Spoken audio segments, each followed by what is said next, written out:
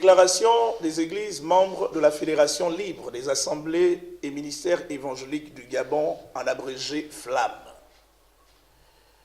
Révérends apôtres, prophètes, pasteurs, docteurs, évangélistes, diacres et anciens, chers élèves et étudiants représentants des mutuelles et coopératives des lycées et collèges, messieurs les représentants des associations des parents d'élèves, mesdames et messieurs de la presse, honorables invités.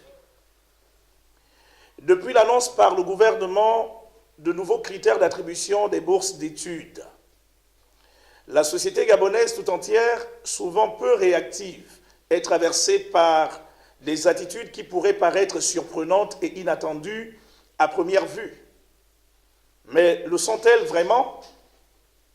Ces réactions sont dues au fait que la décision du Conseil des ministres du 29 mars 2019 ont touché, après déjà celle du 21 et du 29 juin 2018, au cœur même des populations, d'autant plus qu'elle concerne la survie de l'école gabonaise et la vie des jeunes Gabonais. Avoir 19 ans au plus et obtenir la moyenne de 12 sur 20 lors de l'examen du baccalauréat, à notre avis, n'est ni réaliste ni acceptable pour non seulement ces forces vives de la nation, mais également pour une frange du corps de Christ que nous représentons ici, alors que toutes les dispositions en amont n'ont pas été prises pour une école gabonaise de qualité.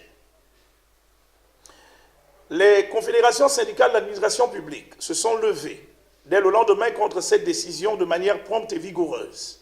Puis les associations de parents d'élèves se sont insurgées contre cette mesure incompréhensible pour elles. Toutes ces forces vives de la nation ont dit leur opposition à ces mesures parce que selon elles, l'école étant l'institution chargée de préparer le Gabon aux défis et aux enjeux futurs, on ne saurait décider de prendre de telles mesures contre l'école et contre la jeunesse.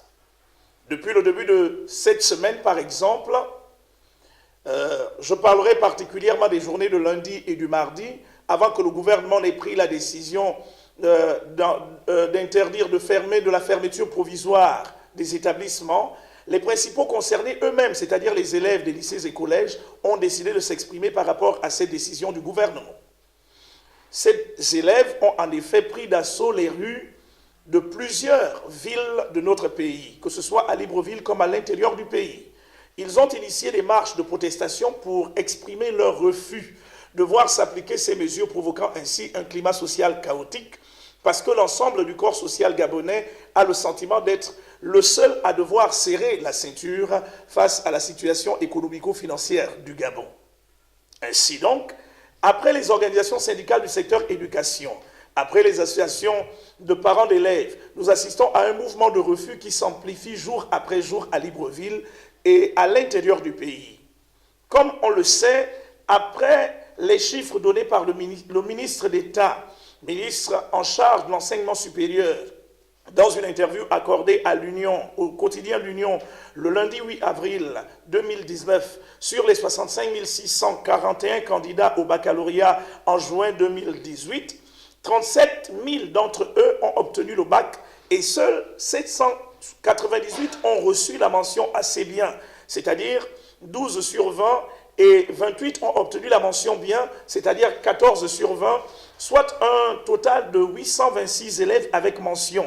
Il serait donc agi de 826 bacheliers boursiers sur les 37 000 bacheliers au total de juillet 2018. Car si cette décision avait été prise il y a un an, seuls 826 élèves gabonais auraient obtenu la bourse d'études post-baccalauréat. Que visent les pouvoirs publics en prenant de telles décisions? Quel est l'objectif réel recherché par le gouvernement en excluant ainsi de la bourse plus de 9 élèves sur 10? Nous, pasteurs, apôtres, prophètes, docteurs, évangélistes, des églises membres de la Fédération libre des assemblées et ministères évangéliques du Gabon, venons à notre tour condamner ces mesures antipatriotiques portées contre la jeunesse gabonaise. La jeunesse et l'école gabonaise ne méritent pas d'être aussi maltraitées, alors que les pouvoirs publics n'ont pas toujours investi dans l'école depuis près d'une dizaine d'années, il y a en effet eu ni salle de classe supplémentaire, ni prise en compte des revendications des promotions 2015, 2016 et 2017 sorties des écoles de formation des instituteurs et des professeurs de lycées et collèges. Hier encore, après le débat qui a eu lieu sur les antennes de la chaîne nationale, l'un des responsables de l'un des syndicats majeurs de l'éducation nationale s'est permis de nous démontrer que l'année prochaine, nous courons le risque de ne plus avoir des inspecteurs et pire encore, le déficit de près de 1600 enseignants constaté dans les établissements publics de la capitale, enfin du pays tout entier. Comment comprendre, par exemple, que lorsque les élèves du Gabon, une grande partie des élèves du Gabon sont dans les maisons, une minorité apprennent encore dans les établissements publics. Il y a comme une différence entre ceux qui fréquentent les écoles publiques et ceux qui fréquentent certains établissements privés dont nous tairons les noms ici. Mesdames et messieurs, nous disons non au génocide intellectuel qui est en train d'être minutieusement préparé et planifié contre l'école gabonaise et la jeunesse du Gabon. Nous disons non à ces mesures prises contre l'avenir du Gabon. Ne sacrifions pas l'avenir, ne soyons pas en déphasage avec les réalités.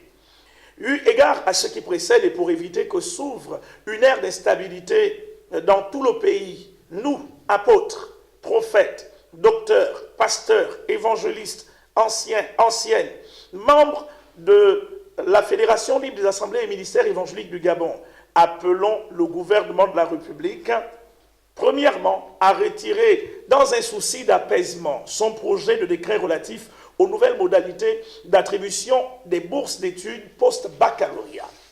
2. À lancer, dans un souci de restauration de la confiance, un processus de dialogue avec les partenaires sociaux, syndicats d'enseignants, fédération des associations des parents d'élèves, coopératives scolaires, afin de trouver les voies et moyens à un environnement scolaire sain. 3.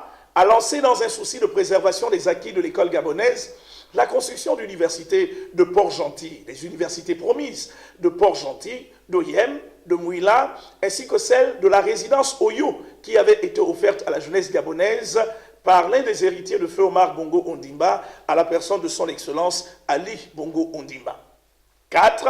À lancer une réflexion au sujet des économies à réaliser dans des secteurs autres que l'éducation et la jeunesse, afin de pallier à la situation économico-financière actuelle que l'on veut faire porter à la jeunesse scolarisée gabonaise et principalement à celle qui fréquente les établissements publics. 5.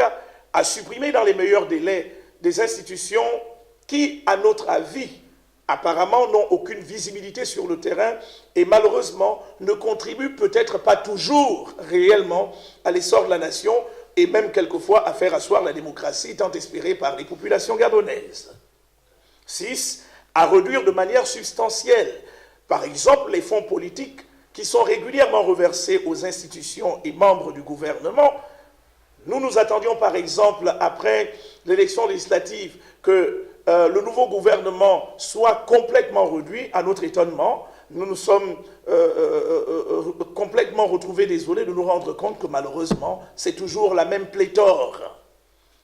Ensuite, réduire de manière substantielle ces fonds politiques afin de payer aussi les arriérés de bourses dus aux élèves. Mesdames et messieurs, nous profitons de cette opportunité pour interpeller le gouvernement autour de la nécessité de relâcher très rapidement ceux des élèves qui ont été considérés comme étant des mineurs et qui malheureusement sont retenus, que ce soit dans les géoles et partout ailleurs, sous le prétexte que c'est eux qui seraient les principaux manipulateurs de toute la masse scolarisée qui, comme un seul homme, est sorti dans les rues du Gabon tout entier, de Libreville jusqu'à l'intérieur du pays.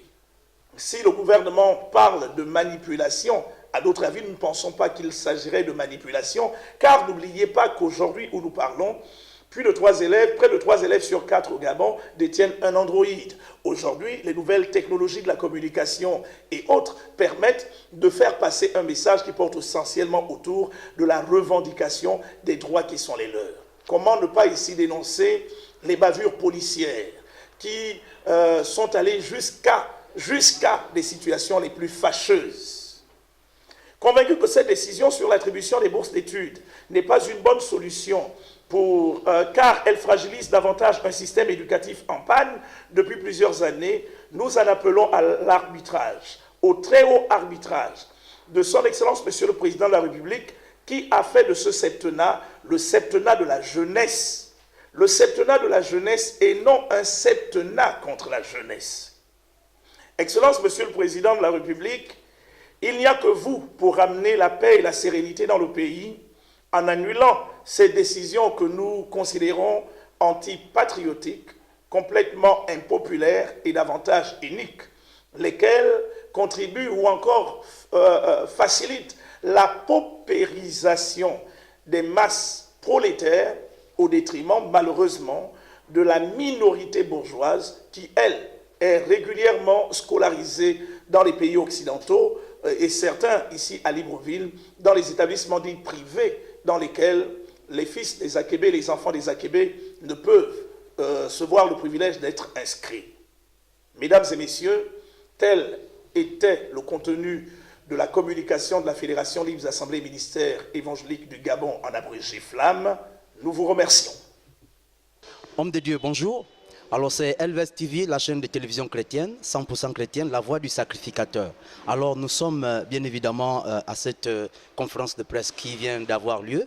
LVS TV voudrait savoir, est-ce que pensez-vous que s'il y a génocide intellectuel, si on parle de génocide intellectuel, est-ce que ça veut dire qu'il y a certainement génocide spirituel? Et qu'est-ce que vous pouvez nous dire concernant au sujet d'un génocide spirituel?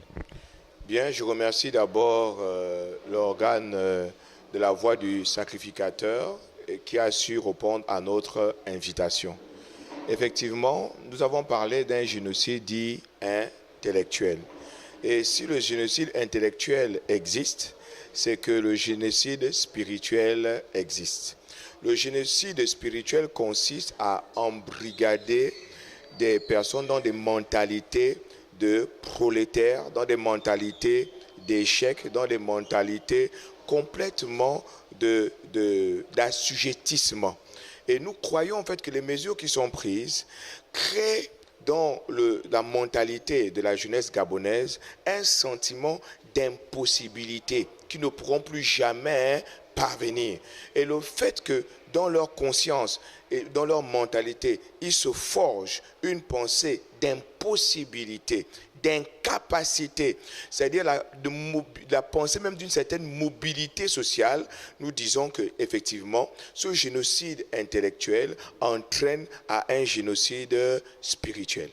Alors, homme de Dieu, donc, est-ce que les gens ou encore le gouvernement ou tous ceux qui nous écoutent, qui nous suivent en ce moment, pensez-vous que l'Église ou la fédération chrétienne à laquelle vous appartenez s'ingère dans les choses publiques de l'État? Nous estimons que la puissance d'une nation réside au niveau de sa population. Et la population est issue des familles. Et les enfants sont issus des parents. Donc le fait que des mesures impopulaires qui sont prises en défaveur de la jeunesse gabonaise, l'Église, qui en son sein est regorgée des parents, qui en son sein est regorgée de jeunesse, se sent automatiquement impliquée. Et de ce fait, elle a la responsabilité et elle a le droit de se prononcer. Il est important au fait que l'Église complètement ne reste plus muette comme une cape. Des situations de ce genre nous interpellent tous. La Bible déclare « Mon peuple périt faute de connaissance ». Et interdire la connaissance à la jeunesse gabonaise, c'est tuer la jeunesse gabonaise. Et en tuant la jeunesse gabonaise, c'est tuer les familles. Pourquoi? Parce que cette jeunesse gabonaise est porteuse d'espérance, est porteuse d'espoir. Or, la jeunesse, c'est l'espoir. Et si les enfants sont 2-3 fois plus pauvres que leurs parents, alors la famille disparaît, il n'y a plus d'espoir. C'est pourquoi nous nous sommes levés pour dire ça suffit, trop c'est trop, et sommer le gouvernement à retirer cette mesure pour la paix sociale dans notre pays. Homme de Dieu, merci. Elvest TV vous remercie encore davantage pour avoir accepté ce petit temps partagé avec nous. Alors, très chers téléspectateurs, vous étiez bien évidemment sur votre télévision La Voix du Sacrificateur et on se reverra à très bientôt dans la paix du Christ.